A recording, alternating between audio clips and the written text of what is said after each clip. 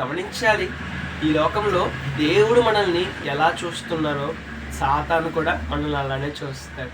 మన మేలును కోరుకునే దేవుడు మనల్ని ఎంతలా గమనిస్తుంటారో మన కీడును కోరుకునే సాతాను కూడా అంతలా మనల్ని గమనిస్తూ ఉంటాడు. మరి దేవుడు మనల్ని గమనిస్తున్నాడు, సాతాను మనల్ని గమనిస్తున్నాడు కదా. మరి మన జీవితం ఎలా ఉన్నదండి? దేవుడు మెచ్చినట్లుగా మనం జీవిస్తున్నామా, సాతాను మెచ్చినట్లుగా మనం జీవిస్తున్నామా? ఇంతకీ దేవుడు మెచ్చినట్లుగా జీవించడం అంటే ఏంటో తెలుసా?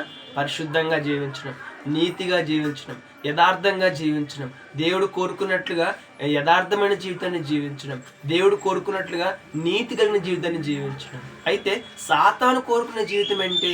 సాతాను మెచ్చుకునే జీవితం ఏంటి? పాపంతో జీవించడం, పాపపు అలవాటుతో జీవించడం, దేవునికి దూరం అయ్యేలా ఇతరులను మనం రెచ్చగొట్టడం, మన ప్రవర్తన, మన చూపులు, మన మాటలు, మన ఆలోచనల ద్వారా ఇతరులను దేవునికి దూరం చేయడం, ఇవన్నీ సాతాను మెచ్చుకునే జీవితం. మరి మన జీవితం ఎలా ఉన్నది? ఇంతకీ మీకు ఒక డౌట్ రావచ్చు, దేవుడు మనల్ని చూస్తూ ఉండడం, సాతాను మనల్ని చూస్తూ ఉండడం నిజంగా జరుగుతుందా అని. జరిగిందండి. ఎక్కడుంది బైబిల్లో?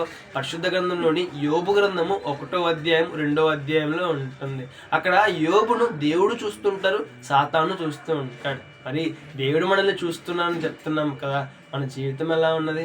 మార్చుకుందామా? ఇప్పటి నుంచైనా మన జీవితాన్ని మార్చుకుందామా? ఇప్పటి నుంచైనా మన జీవితాన్ని సరి చేసుకుందాం.